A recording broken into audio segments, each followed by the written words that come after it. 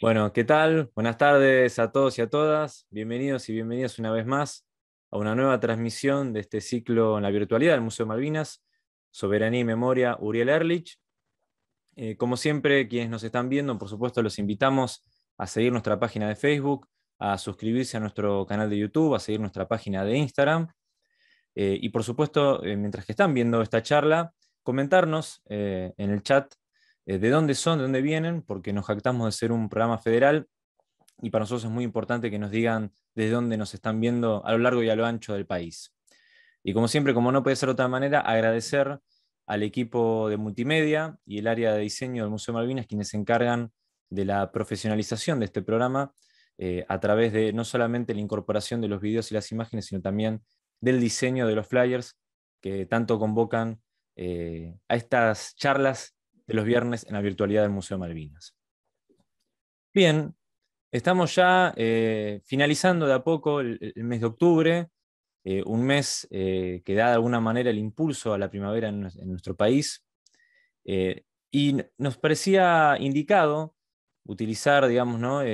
Las fechas, digamos, de este mes para poder hablar de Malvinas y el fútbol, tomando en cuenta que cuando hablamos de la soberanía de nuestro país, no nos quedamos únicamente en el mero reclamo territorial, sino que lo miramos de una óptica holística, completa, y eso también incluye la cultura, el arte, la educación y, como no podía ser de otra manera, también el deporte, y de hoy vamos a hablar del fútbol en particular. Así que con nosotros, para abordar este tema tan interesante, nuevamente acá en el programa, Gustavo Campana, subdirector ejecutivo de Radio Nacional. ¿Qué tal, Gustavo? ¿Cómo andás? Hola Juan, ¿cómo va? Y coincidiendo plenamente con lo que planteabas, la soberanía en ese sentido es un todo, desde lo simbólico, desde lo práctico, y no cabe ninguna duda que el colonialismo cultural tiene un rol esencial. El fútbol en este punto del planeta, donde prácticamente es una metáfora de nosotros mismos, juega un rol esencial y, y hacer un abordaje de toda su historia y poner la lupa del 82 hasta el presente, bueno, mucho más aún en esta rara relación que tenemos con los ingleses, porque para nosotros no deja de ser el deporte del imperio, ¿no? Que nos apropiamos de él desde todo punto de vista, como sucedió en muchas partes del planeta, y que a partir de ese momento se agudizan un montón de contradicciones aquí y allá, ¿no? Claro, porque quizás lo que tiene interesante el fútbol es eso, que tiene un origen inglés, al igual que el rock, ¿no? El rock tiene origen anglosajón, el rock quizás surge Muy como un bien. ida y vuelta entre Estados Unidos y Gran Bretaña, ¿no? Digamos, porque por mucho tiempo se ha desconocido los orígenes afroamericanos, digamos, ¿no? Del rock y del blues, pero el fútbol es un deporte inglés que es traído por los ingleses, digamos, en pleno contexto de lo que algunos llaman la República Conservadora, la época de la oligarquía, digamos, ¿no? A fines del siglo XIX, esos trabajadores que por ahí venían en el desarrollo ferroviario de nuestro país trajeron este deporte de origen inglés, pero como bien vos decías, de alguna manera, digamos, los argentinos y de alguna manera los sudamericanos nos apropiamos de ese deporte y lo tomamos como una insignia propia. Contanos un poco, digamos, ¿no? del origen del fútbol como deporte y sobre todo ya a medida que va avanzando el siglo XX, cómo se va transformando en un acervo cultural argentino. A finales del siglo, en Gran Bretaña, comienza la idea de la escolarización del deporte, llevar algunas disciplinas viejas y crear otras nuevas en función de lo que ellos entienden será parte de la currícula. Hay dos deportes madres en ese momento que son el fútbol y el rugby, desde orígenes, por lo menos para mí, muy distintos, aunque haya una coincidencia global de que los dos nacen en Inglaterra. Los dos tienen nacimientos muy distintos, orígenes constitutivos muy distintos, porque si bien a través de lo que se comenzó a conocer como el International Board, que no es más que la reunión en una taberna de 4 o 5 tipos para armar las reglas prácticamente definitivas del fútbol como hoy lo conocemos, el fútbol llevaba 3 o 4 siglos a través de lo que eran los distintos juegos de pelota de mayas, vikingos, y termina siendo el juego de pelota chinos, ¿no? Hay todo un juego de pelota chino que lo habrán visto mil veces, es una ronda donde se van pasando la pelota sin que la pelota caiga, el juego maya es un juego casi de frontón, el calcio italiano que se jugaba en Florencia, donde dos pueblos intentaban pasar la pelota casi sin ningún tipo de reglamento en un vale todo gigante por dos arcos que eran las puertas de entrada a esos pueblos. Por lo tanto, lo que hicieron los ingleses fue capitalizar todo eso y llevarlo a un concepto de organización definitiva sobre finales del siglo XIX. Ahí te hago un pequeño paréntesis de por qué creo esto tan fuerte, por lo menos con tanta certeza. Los ingleses jugaron durante mucho tiempo al fútbol a su estilo. Y su estilo era jugar más por arriba que por abajo, mucho más largo que corto, intentando lo que después vamos a explicar era a la carga Barracas, que tiene mucho que ver con un concepto emanado de Barracas Central, un club nacido a la vera del ferrocarril, y ya la palabra central va a ser un dato que vamos a analizar, porque todos los clubes que tienen esa palabra dentro de su denominación tienen que ver con el ferrocarril. Todos, absolutamente todos. Pero eso me llevó a preguntarme por qué los tipos, si jugaban de esa manera, crearon un deporte en una superficie plana con una esfera que por supuesto necesita rodar para ir por abajo. El rugby tiene mucho más que ver con ellos y según cuenta la leyenda, nace de que un tipo toma la pelota con la mano cansado de no poder jugar con el pie y comienza a correr y a partir de ese momento entiende que tiene un deporte nuevo en la cabeza. Pero son los ingleses los que le van a poner las reglas definitivas y los que se van a adueñar de ese padrinazgo. Y entonces los trabajadores del puerto y los trabajadores del ferrocarril serán los dos grandes ejes de esa popularización. Pero también la escolarización. Buenos Aires High School en Belgrano será la creación de alumni y Zach Mules va a crear dentro de su escuela nada más y nada menos que Newell's Boys de Rosario. Entonces, el puerto y los ferrocarriles a través de sus trabajadores y las escuelas inglesas a través de la escolarización del deporte. Ahí es donde nosotros comenzamos a observar de qué se trata, primero con la ñata contra el vidrio, bien desde afuera, y sobre principios de la década del 10, ya entrada la década del 20, se va a consolidar el acriollamiento del fútbol sajón a través de los apellidos de la patria profunda, qué sé yo, los Noguera, los Taibo, y la primera generación de hijos de inmigrantes.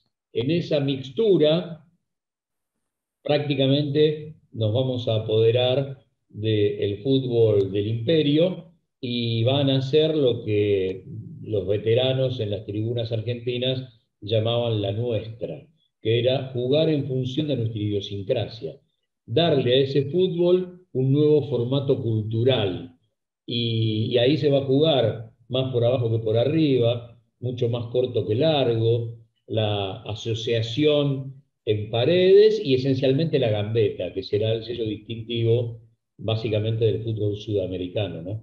Ese es el nacimiento de ese deporte que se jugó por primera vez en la Argentina, en lo que era el Buenos Aires Cricket Club, donde hoy es el Planetario, donde se convocó a la gente a través de un aviso en el diario El Nacional a llevar, primero a mirarlo, y después a ver el partido de gorras rojas contra gorras blancas, que era la forma de identificarse, y habrá un periodista del diario El Nacional que como, yo te diría como siempre, le erra al vizcachazo de lo nacional y popular y va a decir que esto tiene corta vida, esto se muere, esto no tiene sentido, y se llamaba Domingo Faustino Sarmiento, quien hace la primera crónica de lo que pasó esa tarde en Palermo, en el Buenos Aires Cricket Club. Y bueno, el desarrollo después tiene que ver con nosotros, con habernos hecho cargo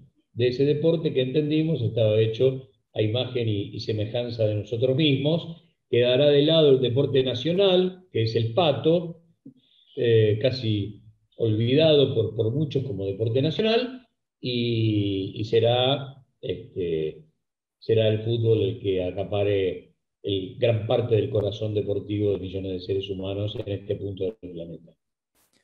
No, es interesante esto que mencionás porque hay como una especie de argentinización de forma paulatina en cuanto a la incorporación del deporte, ¿no? Porque por un lado, incluso se ha hablado, por ahí en muchos documentales uno lo ve, las palabras que uno utilizaba en el deporte a comienzos del siglo XX, que escribían gol en inglés, digamos, ¿no? Goal, eh, utilizaban muchos términos en inglés, o mismo el origen por ahí de los nombres de algunos clubes, ¿no? La incorporación de la palabra junior como sinónimo de Uh juventud. -huh.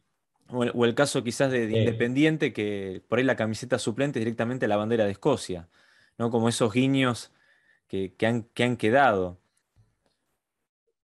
Bueno, hay ahí un montón de cosas para plantear. La primera, cuando el fútbol comienza a criollarse, generalmente el árbitro, mirando a los 22, decía Aureli y el resto decía 10 y el partido comenzaba.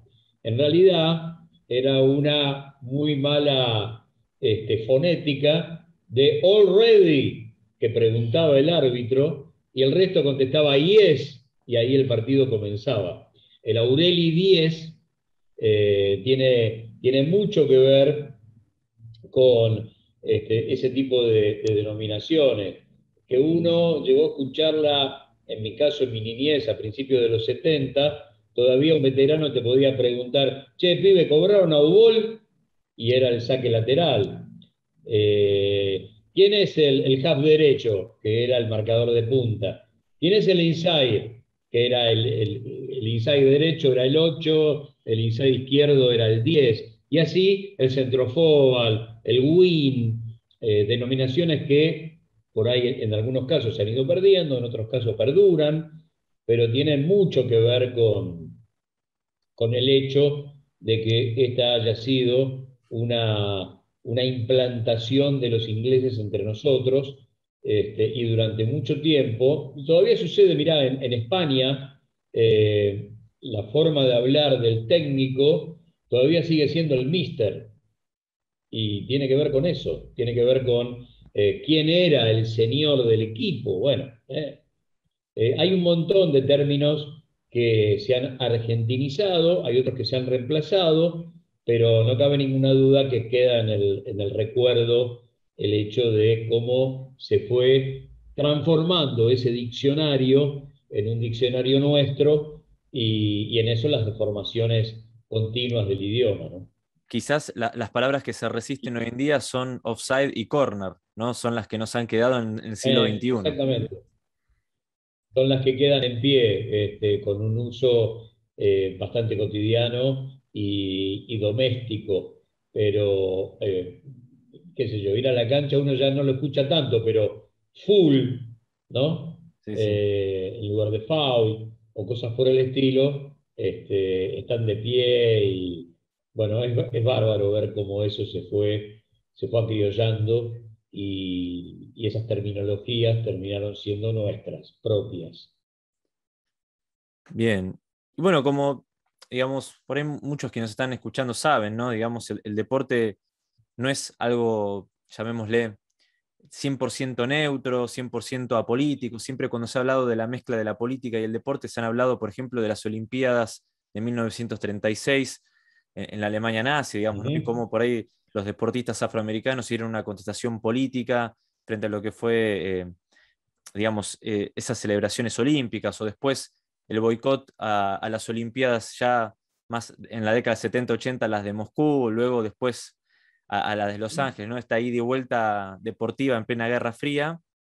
Pero en el caso particular del fútbol y de nuestro país, tenemos de alguna manera como un hito, entre comillas, geopolítico-deportivo, que es esta rivalidad entre Argentina e Inglaterra, digamos, ¿no? Es como donde ahí creo yo se mezcla esta historia nacional con esta rivalidad, tomando en cuenta lo que pasó entre Argentina e Inglaterra en el siglo XIX, que ya lo hablamos en varias ocasiones, no hace falta ni mencionarlo, pero que esa tensión Argentina-Inglaterra, donde la cuestión Malvinas siempre de alguna manera estuvo latente, desembocó y derivó, como no puede ser de otra manera, en el fútbol, con ese primer encuentro en 1953. Contanos un poco cómo se fue ese primer partido entre Argentina e Inglaterra en la época de Perón. En realidad, el primer partido es 1951 en Wembley, el famoso partido que Argentina pierde 2-1 y la gran actuación de Rugilo, el mítico arquero de Vélez y de Tigre, genera que la prensa inglesa hable del León de Wembley o de Mr. Mustache por sus enormes bigotes.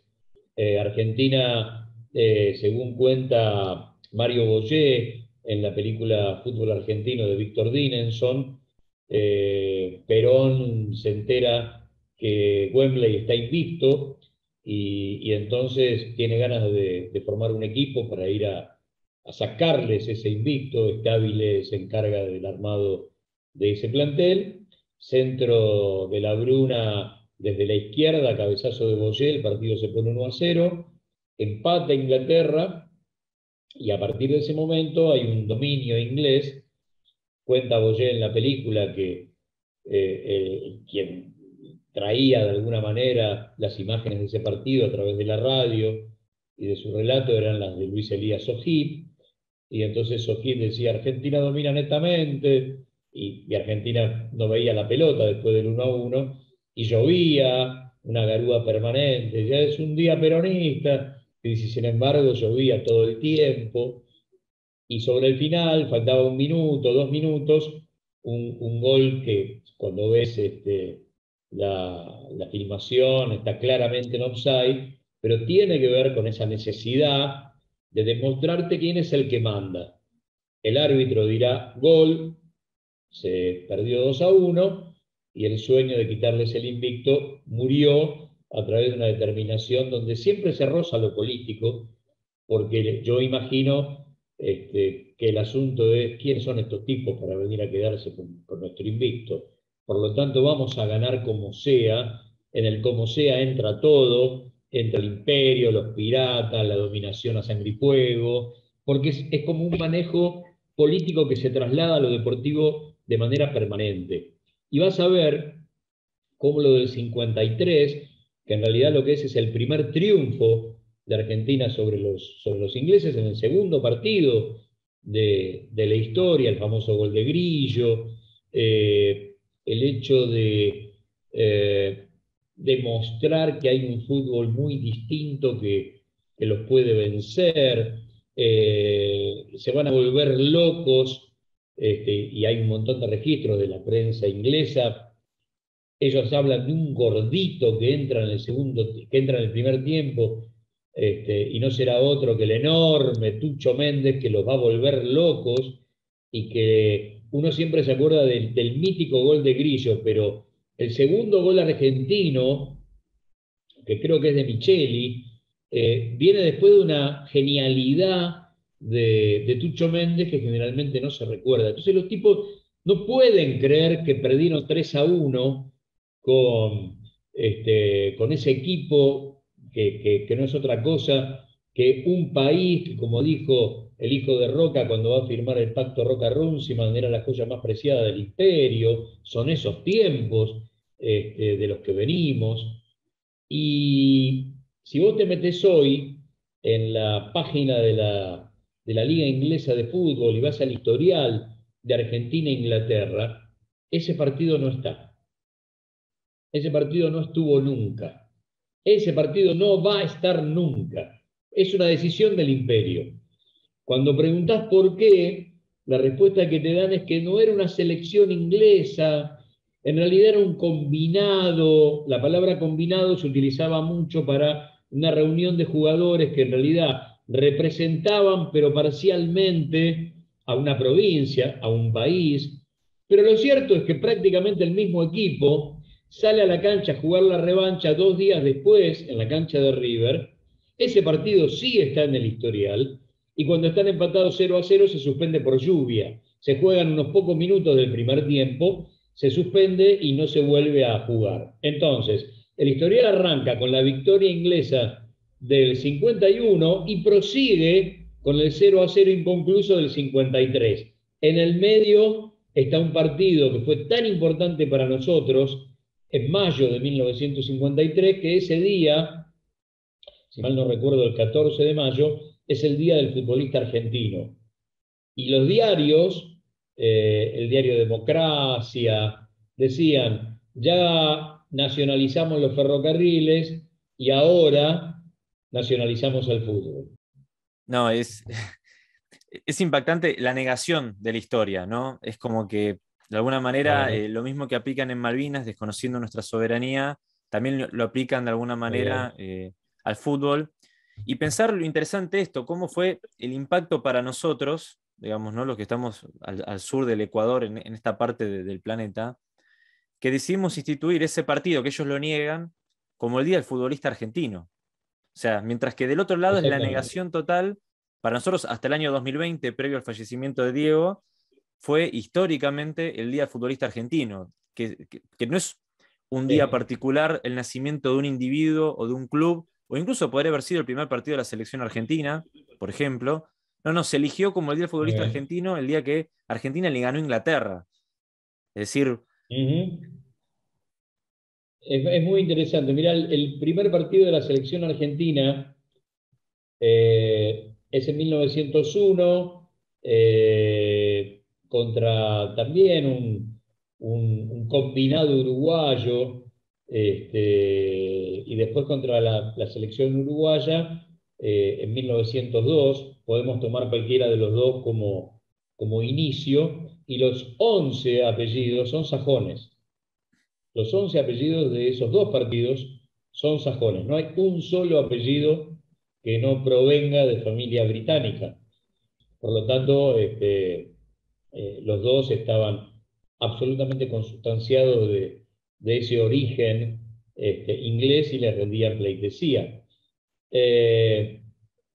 Pero hay algo también muy importante en ese gol de Grillo, porque vamos a intentar explicarlo. Grillo lleva la pelota, se va abriendo de derecha a izquierda, eludiendo ingleses, y queda prácticamente sin ángulo, cerrado contra la línea final. Los ingleses, en eso muy ortodoxos en aquel momento, entienden que lo que tiene que hacer ese delantero que se quedó sin ángulo es el centro atrás.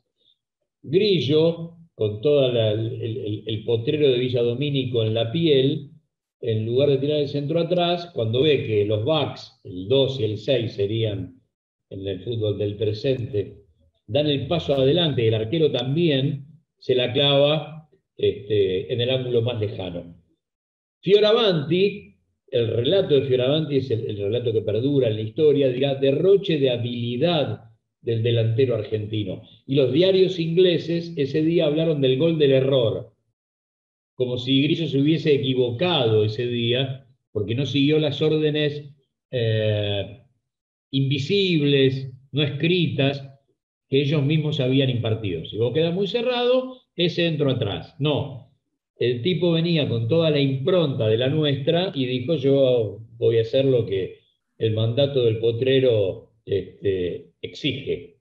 Y generó uno de los goles más hermosos, más importantes de la historia del fútbol argentino, donde se junta la importancia del rival con la jugada majestuosa de la individualidad.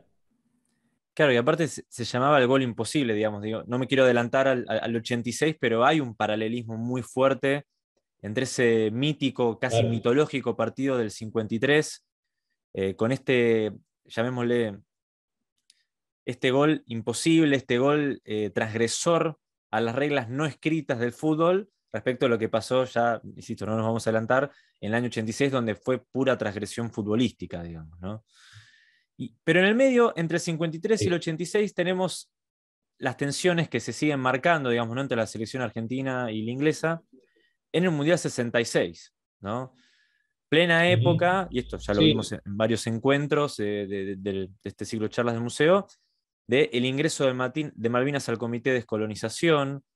Fue el año del Operativo Cóndor, es decir, en nuestro país, década del 60, había un caldo de cultivo donde Malvinas estaba muy fuerte en la educación, en las publicaciones de los libros de la época. Año 66, como si fuera poco, Inglaterra sede el Mundial. ¿Qué pasó? bueno, primer y único mundial hasta el presente que hacen los ingleses. Por lo tanto, ellos considerados los creadores, los padres del fútbol, entienden que eso obviamente les pertenece y tendrán que ganar sí o sí. Cuando llegamos a cuartos de final, se da una cruza de árbitros en dos partidos trascendentes. Será un inglés el que imparta justicia, muy entre comillas, entre Uruguay y Alemania, y será un alemán el referí de Argentina e Inglaterra. Los dos tenían la misión de dejar afuera a los dos equipos sudamericanos. Argentina, yo te diría, en la primer gran intervención en los mundiales después del subcampeonato de Uruguay en 1930, reaparece en sociedad, primero ganando la Copa de las Naciones en Brasil en 1964, donde también dejamos en el camino a Inglaterra, y arma un equipo muy sólido que tiene una primera ronda muy buena, ganándole a España, ganándole a Suiza y bancando la parada en un 0-0 con sabor a victoria frente a Alemania, que después será finalista de ese mundial, la Alemania de Beckenbauer, de Hugo Seller, y ahí está la Argentina bancando la parada y empatando 0-0. Tuvo una primera ronda invicta con 2 triunfos y un empate y en un equipo bastante temible. Eh, el hecho de la expulsión de Ratín implica que Klein tenía perfectamente delineado qué hacer, porque en realidad es el día de hoy que nadie puede explicar el porqué de esa expulsión. Porque si bien hay una discusión, intentan dialogar, uno en castellano, el otro en alemán, no hay forma de entenderse, y sin embargo Klein dice que hay un exceso verbal del argentino y lo expulsa. Fruto de esa expulsión, entre otras cosas, nació el idioma universal de los árbitros, que es la tarjeta amarilla y la tarjeta roja. La expulsión de Ratín origina la necesidad de crear un idioma, un formato, a través de los colores de las tarjetas. Argentina quedará con 10, y finalmente Inglaterra va a ganar 1-0.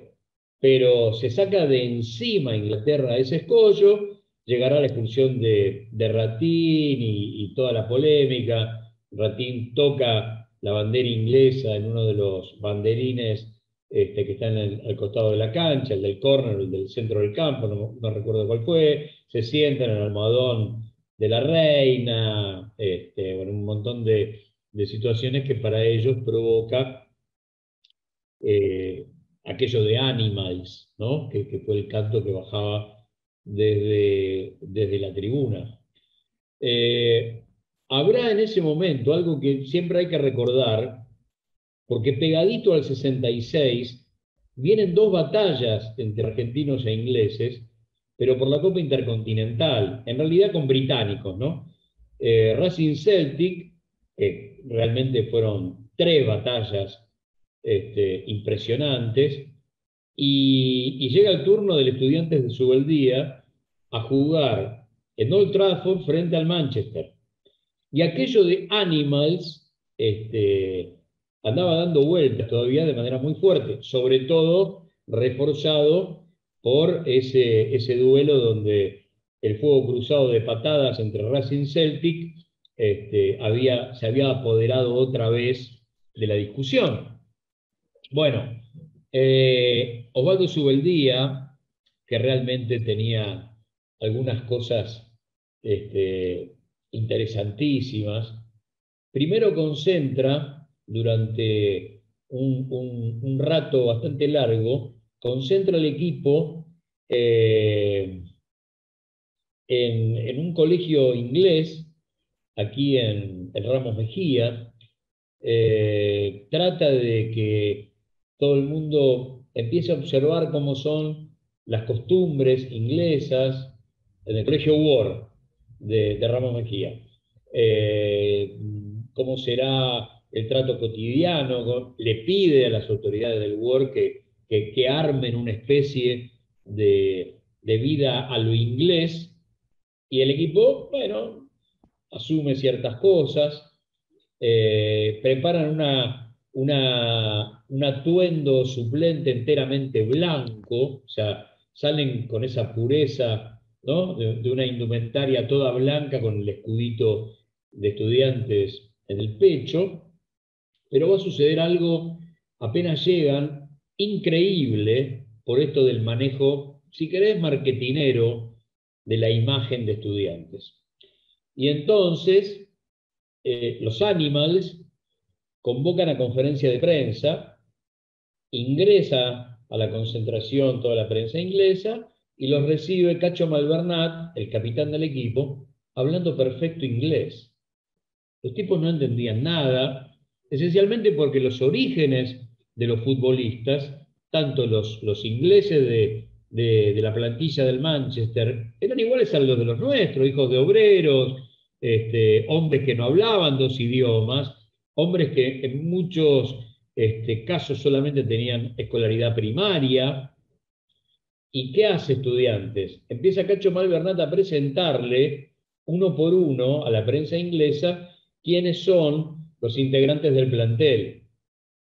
Y aprovechando que en el plantel había un montón de universitarios, les presenta al doctor Manera, al doctor Vilardo, a tal y cual estudiante de arquitectura, a tal y cual estudiante de ingeniería, y los tipos no entienden nada. ¿Cómo? Pará.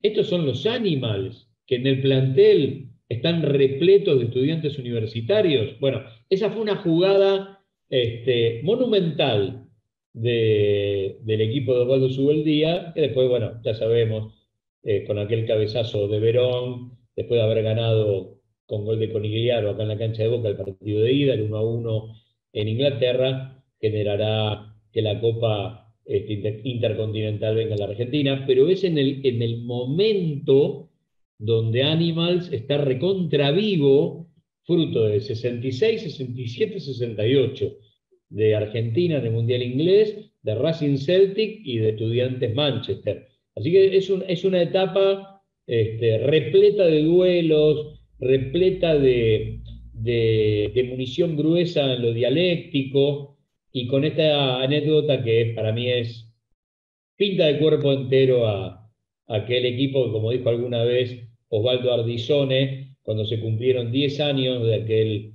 título en Manchester, escribió en el gráfico: a estos tipos no los perdonan ni que vendan estampitas. No, pero es interesante, más allá de Inglaterra, esta mirada de que los sudamericanos somos como animales, y tengo el recuerdo quizás más reciente del Mundial 2014, que perdimos la final con Alemania, y que fue muy curioso el festejo del equipo alemán, que decían, como los alemanes estaban erguidos, y decían los gauchos, los gauchos, los gauchos, y se encorvaban, ¿no? Como si fuéramos esta especie de ser humano pre-Homo sapiens, llamémosle, ¿no? Y esta idea como, bueno, el europeo, el alemán, Sí. es un humano erguido y nosotros todavía eh, somos animales, ¿no? Me hiciste acordar a ese festejo de 2014, no muy lejano en el tiempo. Pasa la década del 70, podemos de alguna manera ya hablar, digamos, de esa primera Copa del Mundo Argentina, y tenemos 82, ¿no? Guerra de Malvinas, Ah, bueno. y todavía sin finalizar la guerra de Malvinas, porque podemos decir que el cese de hostilidades en Malvinas, en Puerto Argentino, se acuerda el 14 de junio del 82, luego después viene el desmantelamiento de la base de Corvette Uruguay en las Islas Sandwich, eh, posteriormente también en junio del 82, y en el medio tenemos el Mundial de España, digamos, ¿no? ¿Cómo fue esa descripción de un mundial en un contexto de una guerra, digamos? Bueno, ahí una, un dato que es anterior al tema del Mundial y que tiene que ver con, primero, la recuperación de las islas por parte de la dictadura, 2 de abril. La primera reacción que existe en una tribuna argentina es al día siguiente. San Lorenzo está jugando el campeonato de Primera B, juega en la cancha de River contra Lanús, y ese día aparecen las primeras banderas de las Malvinas son argentinas en una hinchada de fútbol, y los cantitos que tienen que ver con el apoyo a la recuperación y volver con el que nos salta es un inglés, que era adaptar aquello del que nos salta es un holandés del 78, pero Lanús, San Lorenzo Lanús, en cancha de River, por la D del 82, el 3 de abril, es la primera vez que aparecen al día siguiente de la recuperación banderas argentinas en una hinchada de fútbol con las Malvinas son argentinas. El otro dato que a mí me sorprende y me golpea todavía es el sábado 1 de mayo comienza la guerra, ¿no? Con el bombardeo a Puerto Argentino. Y el domingo 2 de mayo se juega íntegra, creo que era la 14ª fecha del torneo nacional de fútbol. A la mañana se produce el hundimiento del Belgrano y a la tarde hay fútbol. Es una enorme metáfora de qué significaba, pero no solamente para Buenos Aires, porque el campeonato que se estaba jugando era el campeonato nacional, por lo tanto se jugaba de norte a sur y de este a oeste. Y hay fútbol con himno argentino en la previa de cada partido y la mayoría de los equipos con brazalete con la bandera argentina como parte de su supuesta comunión con lo que está pasando en el sur. Nadie definió mejor esto de ver una guerra por televisión, como si no nos sucediera a nosotros solo porque vivíamos a cientos de kilómetros de distancia en Buenos Aires, que Charlie con No bombardeen en Buenos Aires, ¿no? Hagan lo que quieran, pero no bombardeen en Barrio Norte. Y esto era exactamente lo mismo. El fútbol no paró un solo domingo entre nosotros en plena guerra. Ese es un dato que nunca hay que olvidar. Ese campeonato que termina ganando Ferro en la final frente a Quilmes, Ferro lo festeja como el primer campeonato que gana en su historia, después de 2 subcampeonatos en el 81, y se queda como traspapelado en medio de la guerra, ¿no? Es muy loco el asunto, ¿no? Después la plaza de Galtieri, la plaza del 2 de abril, si quieren venir que vengan, y la respuesta de la gente en un momento con mucho folclore tribunero gritando lo vamos a reventar, ¿no?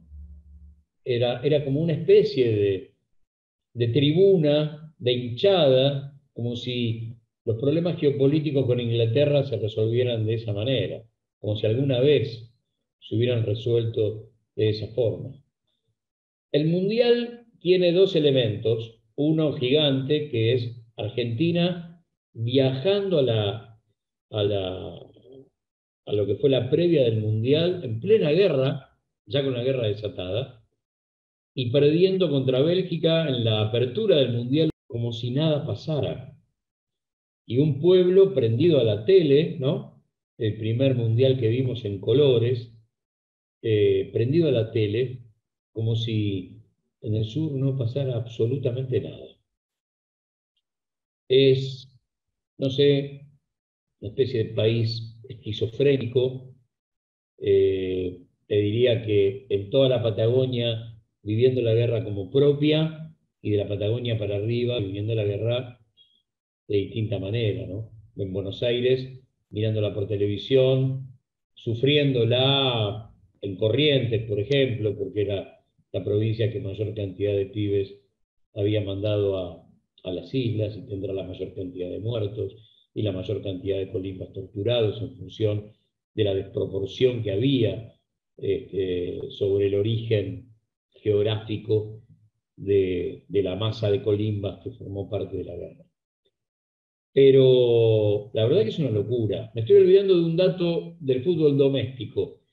En un momento determinado, el presidente de River, que era Aragón Cabrera, y el presidente de Boca, que era Noel, en una etapa de la revista Goles, dicen que lo que van a hacer para afianzar, obviamente, fue después del 2 de abril y antes del 1 de mayo, ¿cómo hacemos para ir a jugar un partido de fútbol River y Boca en Malvinas?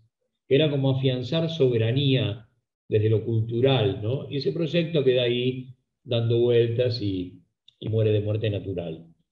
Se lo lleva a la rastra a la guerra. Y el otro dato será periodístico y tiene que ver con Radio Rivadavia y la orden que le dan a Juan Carlos Morales, relator segundo de José María Muñoz durante muchos años de Rivadavia, le toca hacer Inglaterra-Alemania. Y es el partido donde la orden es no se puede nombrar la palabra Inglaterra. Y entonces es un laburo enorme que hace Juan Carlos Morales para decir hay saque de costado para los de camiseta roja, o hay saque de costado para los rivales de Alemania, y así 90 minutos, ¿no? Ahora, si los resultados se daban, podíamos llegar a formar parte del grupo de segunda ronda con Inglaterra. Y teníamos que haber jugado con Inglaterra en el 82. Los resultados no se dieron así y jugamos segunda ronda con Italia y con Brasil. Pero tranquilamente nos pudimos haber cruzado en segunda ronda. Bueno, no se dio, pero fue una locura. ¿Y sabés cuál es la locura más grande? En todo el tiempo que nos separa de la guerra, yo prácticamente no escuché más de 2 o 3 voces de los 22 que conformaron ese plantel, que era básicamente la estructura del 78, más lo que se incorporaba del juvenil 79, Barbas, Maradona, Ramón Díaz. Hacer una suerte de, no sé si de mea culpa, pero de análisis sobre qué implicaba jugar en esas condiciones. Ahí no me quiero olvidar de Osvaldo Ardiles, que es otro caso a tener en cuenta.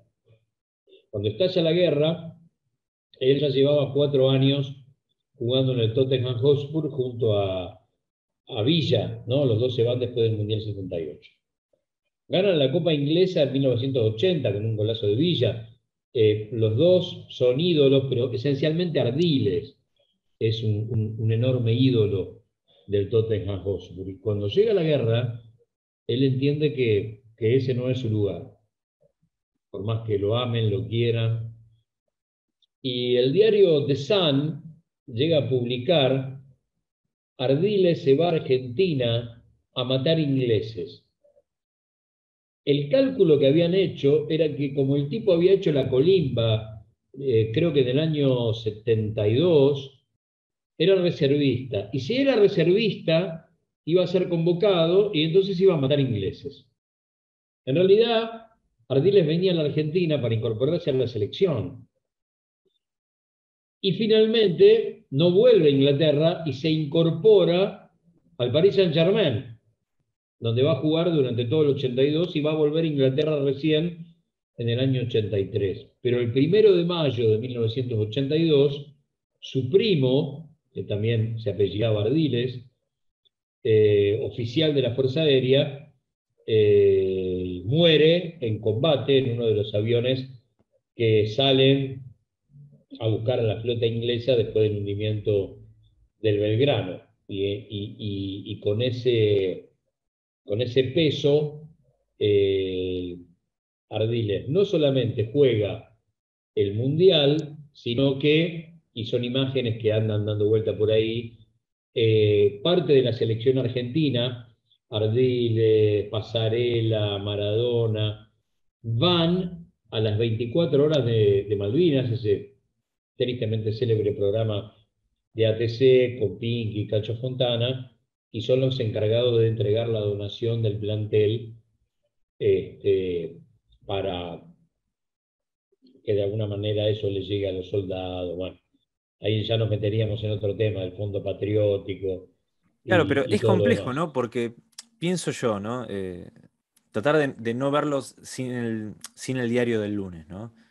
El fútbol como un emblema deportivo nacional que es previo para ver estas cosas que por ahí nos duelen del fútbol, con la propaganda política uno piensa por ahí Mundial 78, ¿no? Que es como el arquetipo de Mundial que se ha analizado una y otra vez respecto de el uso o no del deporte como un instrumento de propaganda en un contexto de lo que ya conocemos que fue la última dictadura.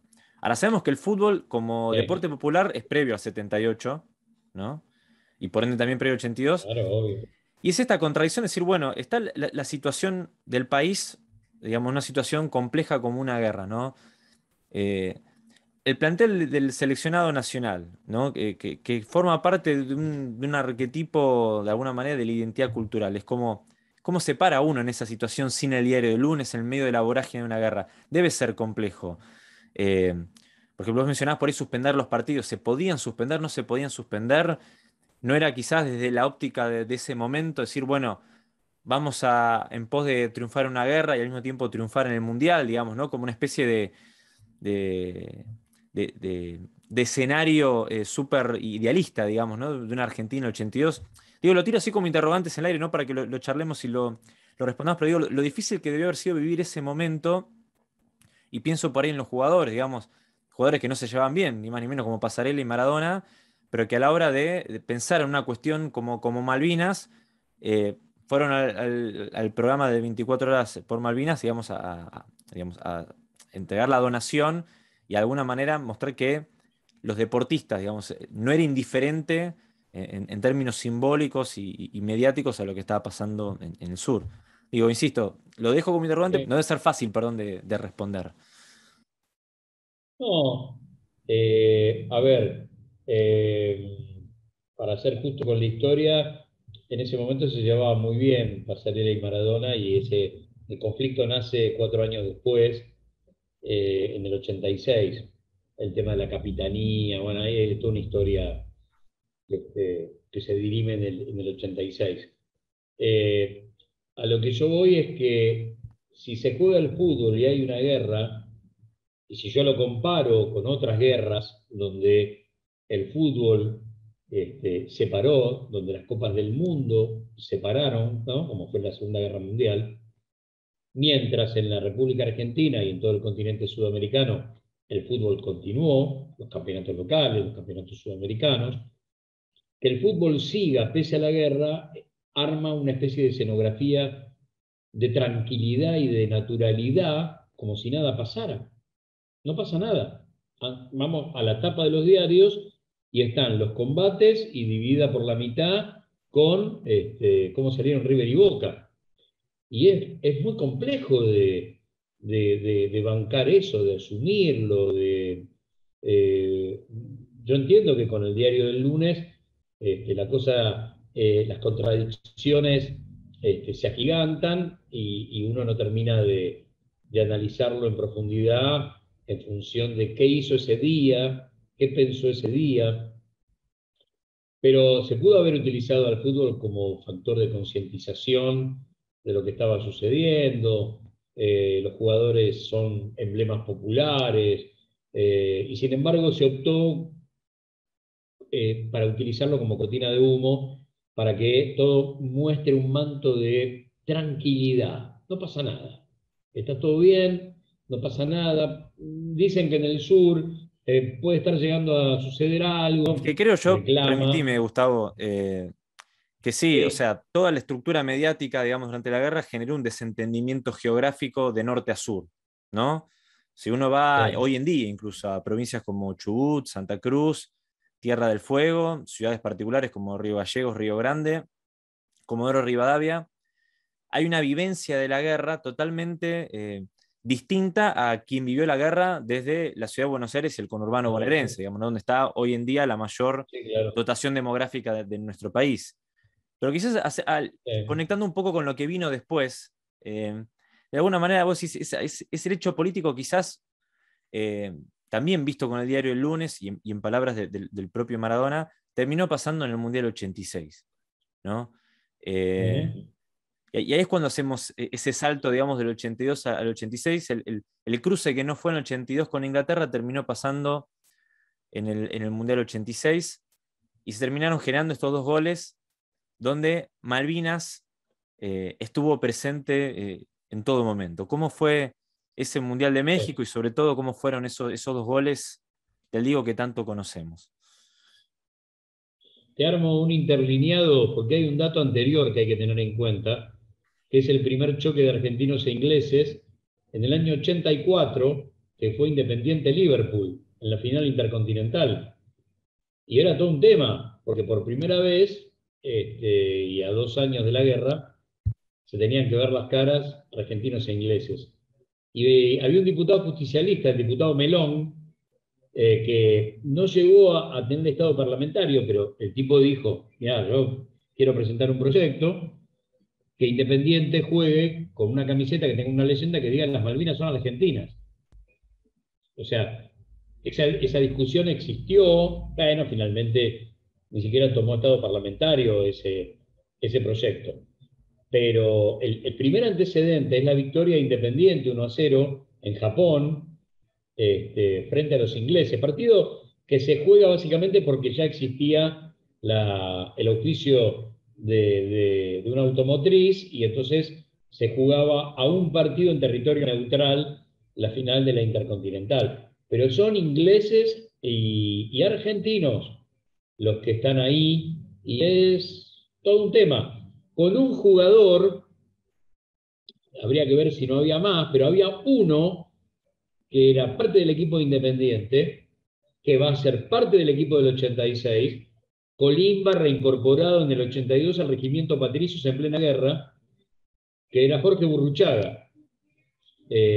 Jorge es de los 3 o 4 clase 62 que tiene el equipo del Mundial 86, creo que el otro es Clausen, Ruggeri, me estoy olvidando de alguno más, pero el único que es reincorporado es Jorge Burruchaga, al regimiento Patricios, ¿no? No se mueve de Buenos Aires, en ese momento creo que se había dado su pase de Arsenal a Independiente y eso de alguna manera lo preserva, oficiales que lo conocen, esas cosas que solían suceder en la colimba en la colimba y el fútbol.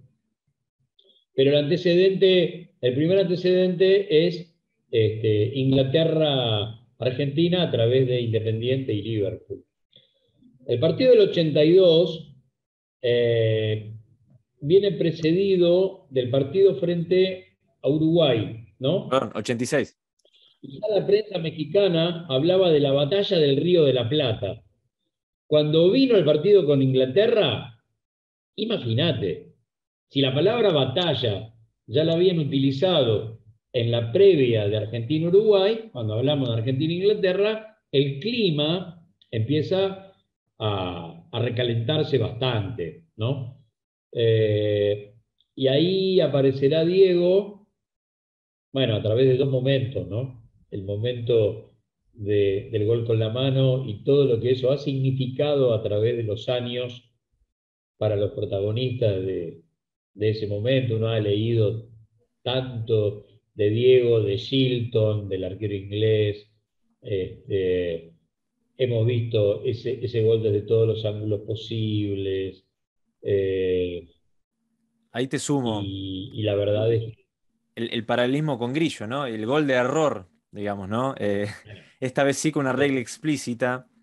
Y es interesante en el caso de ese gol en particular, que quería mencionar esto, que una vez cuando ya Diego era director técnico, fue a jugar un amistoso en Escocia y una periodista le preguntó qué opina, después de tantos años, respecto de hacer trampa, ¿no? Incluso usó la palabra cheat. Y Maradona, sí, que era muy rápido, como ya lo hemos conocido, sí, le contestó de la final del 66 con Alemania, de que Inglaterra ganó un mundial sin haber metido un gol. y eso lo vimos Sí, todos, sí. dijo Maradona, ¿no? Como Obvio. devolviendo ¿desde qué lugar me vienen a criticar a mí? Si cuando ustedes, y No, usted no, se refería más que nada por Inglaterra, ganó un mundial con un gol que no fue, digamos, ¿no? Pero justamente sí, usando como raíz ese gol con la mano. muy bien. Bueno, y además Diego, en esas historias que se cruzan, logra convertir ese día el gol que no puede convertir en Wembley en 1980.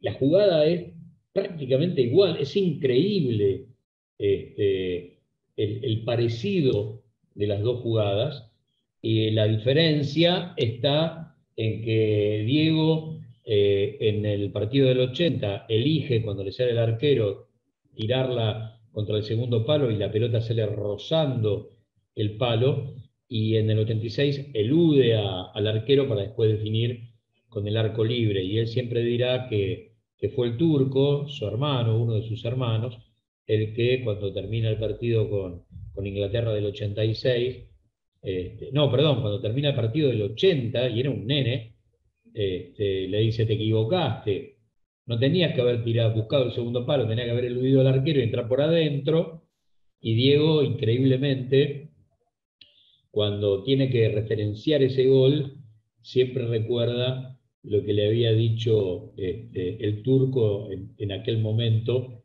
cuando la selección argentina en Wembley pierde 3-1, si mal no recuerdo, pero ese gol hubiera cambiado el curso del partido. No sé si estábamos 0-0, perdíamos 1-0 nada más. Pero esa jugada es exactamente igual a la del 86, con algún detalle que las diferencia. Pero es increíble, frente al mismo rival, toda la genialidad de un tipo para desbaratar desde la gambeta, que es prácticamente un invento nuestro, sudamericano, el hecho de depositar en un solo tipo, en una individualidad, la responsabilidad del partido, del destino de un partido, que también es un dato muy nuestro, cómo le ganamos a los supuestos inventores de esta historia. Y ahí te sumo, ¿no? Que en la cantidad de reportajes que tuvo y encuentros que tuvo después Diego con Víctor Hugo, reflexionando sobre esos goles, él en una entrevista, él ya había dejado de ser director técnico de la selección, eh, había manifestado esto de que del vestuario post, post partido, ¿no? Eh, y que no podían no pensar, al menos dijo Diego, no sé si hicimos justicia, pero por lo menos tratamos de darle una alegría a las madres santiagueñas, a las madres correntinas, a las madres argentinas, eh, de aquellos quienes fueron a dar su vida por nuestra soberanía en Malvinas, ¿no? Como que era Y imposible en el no asociar ese relato, partido con Malvinas. no, no, y en el relato de Víctor Hugo, eh, al margen del relato del gol, ¿no? Que es un relato visceral, hermosamente visceral, con una carga también poética, ¿no? Que aparece ahí de la nada, lo de barrilete cósmico y demás. Cuando él termina el partido, va a decir, lo voy a decir, o después del gol o después del partido. Lo voy a decir una sola vez, dice, por todos los pibes que hoy no pueden estar festejando el partido, y obviamente hace una alusión a todos los colismas muertos en Malvinas. No había forma de, de, de, de, de no referenciar qué era lo que estaba sucediendo ese día en la cancha, con lo que había pasado 4 años antes, apenas 4 años antes. Y, y te sumo para redondear un poco el tema Maradona, que obviamente podríamos extendernos, y bueno, ya lo hicimos en un encuentro de este ciclo, hablando de Maradona y Malvinas, pero no podemos dejar pasar el impacto mundial que tuvo, digamos, ¿no? Esos goles, y que por un lado, No, desde el claro. año pasado se cambió el Día del Futbolista Argentino por el 22 de junio, otra vez el Día del Futbolista Argentino tiene que ser necesariamente un hecho entre Argentina e Inglaterra, digamos, insisto, no es el primer día que jugó la selección, no es el día que ganamos el primer mundial. Hoy el día del futbolista argentino es el 22 de junio, el día que Diego convirtió esos 2 goles, reemplazando la efeméride de Grillo. Pero sobre todo el impacto mundial, porque a partir de ese momento, y ahí tiene que ver con la cuestión de soberanía, es que se empieza a generar en países de Asia, Bangladesh, la India, Pakistán, esta argentinomanía en el fútbol, ¿no? Quizás el Sí, documento que sí, tenemos más emblemático, que cuando fallece Diego en noviembre del 2020, ¿no? El 25 de noviembre, el representante de la Cámara de Argentina y Bangladesh de Comercio envía una misiva al pueblo argentino, no solamente reivindicando la soberanía argentina en Malvinas, sino también que mencionando que esos goles de Diego es como que lo planteaba, ¿no? Como que no eran exclusivamente argentinos, sino que también lo tomaron como propios países quienes tenían un pasado de colonialismo británico. Es decir, que veían en esos goles de Maradona en el 86 un acto de justicia, si se quiere, anticolonial, y que explica hoy en sí, día la Messi-manía también trasladada al día de hoy en esos países, digamos, ¿no? Tuvo un impacto global, además de nuestra historia. sí. Un compañero cuando fue a cubrir el Mundial de Rugby que se jugó en Irlanda en la década del 90, me contaba que entra a un pub irlandés con otros periodistas argentinos y lo primero que ve es una gigantografía de Maradona enorme y entonces le pregunta a alguien del lugar, ¿por qué? ¿No? ¿Por qué Diego? Y el tipo le dijo, porque este nos vengó durante 90 minutos de quienes son nuestros opresores durante 3 siglos. Eh, esa frase muy fuerte tiene un dato simbólico, que es, este tipo los revolcó en el piso, los hizo llorar, entonces es mío, entonces también es mío. Es fuerte el asunto porque, no sé, qué sé yo, tiene poco de cosas razonables, si querés, pero bueno, ahí está. Y posiblemente gran parte de lo que hemos dicho no tiene contacto con la razón y tiene contacto con otros puntos que nos hacen seres humanos, son parte de la condición humana, ¿no? Me estoy acordando ahora, ya que digo esto, de Felipe, que el jugador de Huracán en el momento de la guerra, Colimba, que estuvo en Malvinas, que combatió en Malvinas, y que cuando volvió se incorporó a Huracán, hoy técnico de fútbol. Bueno, pero en un partido después de la guerra, de Felipe cuenta que estaba su mamá en la platea del Ducó, de la cancha de Huracán, y qué sé yo, tenía un mal partido, punto, como suele suceder tantas veces. Y un tipo se para en la platea y le grita, pero ¿por qué no te moriste en la guerra de Malvinas? ¿O por qué no te moriste en Malvinas? Y obviamente la vieja bajó o subió 2 escalones y se armó un escándalo en medio del partido. Pero eso también es parte de las locuras y de nuestras contradicciones, de, de mezclar todo pero sin atenernos un segundo a las consecuencias que puede tener en la cabeza del pibe o de su vieja semejante barbaridad. Pero bueno, parece que en el fútbol todo está permitido, que en una platea o en una tribuna puedes gritar cualquier cosa y en eso O uno, permitime uno lo conjugar como plantea desde lo estaba, natural. ¿no?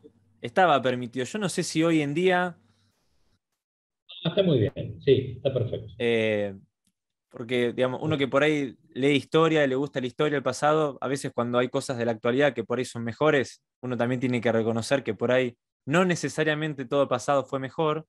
Y quiero traerte a la Bien, hay un actualidad crecimiento. con, con cómo se ha incorporado Malvinas en el fútbol en estos casi 40 años, pero sobre todo en la actualidad, digamos, ¿no? Es inevitable, casi hay una unanimidad en todos los equipos de fútbol y en los clubes.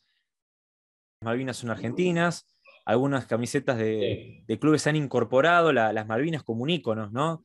De soberanía, y tenemos sí, un sinfín de imágenes de planteles de clubes en la cancha o que han homenajeado los excombatientes sus propios clubes, y sumo lo último, así te dejo expresar, este concurso que salió este año de Mi Club y Malvinas, ¿no? Iniciado por la Secretaría de Malvinas, digamos, nuestro museo, eh, la Federación Argentina de Municipios, y digamos, todos los clubes que han participado y que se han encargado de hacer murales en homenaje a los soldados conscriptos quienes fueron a pelear en Malvinas, a lo que nosotros llamamos nuestros héroes, de cara al año que viene, que se cumplen 40 años. ¿Cómo ves vos hoy en día el presente en esa simbiosis y en esa ida y vuelta entre el fútbol y esta causa que tanto nos enamora, que es la causa Malvinas?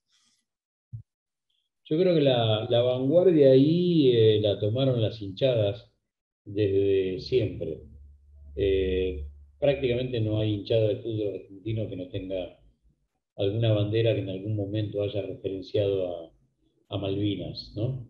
Y ahí lo pasional, lo sentimental en carne viva, ¿no? Pero no hay prácticamente equipo de fútbol argentino que no se haya referenciado en la causa Malvinas a través de, de algún hecho, como rebautizar un estadio como, no sé, la cancha de All Boys, como Malvinas Argentinas, o el Mundialista de Mendoza, como Malvinas Argentinas, pero sí el hecho de las banderas, las banderas malvineras, por llamarlo de alguna manera, con el mapa de las islas junto a los colores de los clubes, es un hecho muy particular. Y después, sí, después vino todo lo demás, los dirigentes, exfutbolistas, que se fueron sumando, y entidades gubernamentales que entendiendo qué era lo que estaba sucediendo en esos clubes, bueno, los suman para que sean parte del recuerdo en los próximos 40 años. Pero si hay un dato que fue parido desde algún lugar, esa es una tribuna de fútbol. Su hinchada, la base de sustentabilidad popular que tiene el fútbol en su gente, y las banderas, que no son otra cosa que el idioma de nuestras hinchadas, ¿no? Y que no es menor lo que estás mencionando, porque esa, si se quiere, malvinización de las hinchadas, digamos, ¿no? Se dio también en un Sí, contexto de sí. desmalvinización, digamos, fue de alguna manera como un acto de resistencia y de no al olvido que luego se fue avanzando y desarrollando en lo que hoy podemos decir, digamos, muy gustosamente, que el Estado argentino, no se desentiende de Malvinas, sino que además el Estado argentino puede articular con las entidades deportivas, con los clubes, para poder hacer políticas públicas de homenaje a nuestros excombatientes, a lo que es la causa de soberanía y vincularla con el deporte, ¿no? Aunque obviamente el fútbol quizás tenga un protagonismo Sí. especial, pero sin ningún lugar a dudas ese ensamblaje cultural, ¿no? De un Estado activo y que tenga también en su caja de resonancia los clubes y los clubes de fútbol en particular. Sí, sí, la verdad que uno no termina de entender por qué y cómo en un proceso de desmalvinización tan grande como el que se vive entre el 83 y el 2003, no es poca cosa, son demasiados años, y en esos años se cultivó la malvinización de las hinchadas de fútbol en la Argentina. La verdad es casi incomprensible, porque es un giro de 180 grados a lo que pasaba desde el discurso estatal, porque en el silencio también hay un discurso, ¿no? El silencio a veces grita más fuerte que la propia palabra, y eso sucedió en la desmalvinización en esos años, y a su vez, en esos años, el crecimiento del sentimiento malvinero en las hinchadas de fútbol. La verdad, si vos me preguntás por qué, yo no lo encuentro. Sí puede ser que Diego y el gol del 86 haya sido un punto de inflexión muy fuerte para que el fútbol termine de hermanarse con esa causa nacional y la lleve a la tribuna, ¿no? Puedo sumar desde un lugar muy loco el enfrentamiento de la hinchada argentina de esa selección de Barra Bravas que estaba en el 86 con los hooligans y el robo de banderas inglesas que sucede dentro del partido y que también generó un duelo aparte que marcó a fuego a muchas hinchadas, ¿no? Eso lo encuentro. Bueno, quizás tomando un poco esto último que estás diciendo, creo que no hay dudas de que Malvinas es una causa del pueblo argentino, y que de alguna manera el pueblo argentino es el custodio, ¿sí? de esa causa, y lo que nosotros anhelamos de este lugar, que somos un museo nacional, es este ensamble, ¿no? entre pueblo y Estado, ¿no? en una sola dirección, que es esta causa que tanto nos apasiona y nos hermana. Bueno, Gustavo, hicimos un barrido importantísimo de fines del siglo XIX hasta la actualidad, hasta con los murales de hoy en Muy día bien. de Malvinas. Así que bueno, nuevamente agradecidos por parte nuestra del museo, de Edgardo Esteban, nuestro director.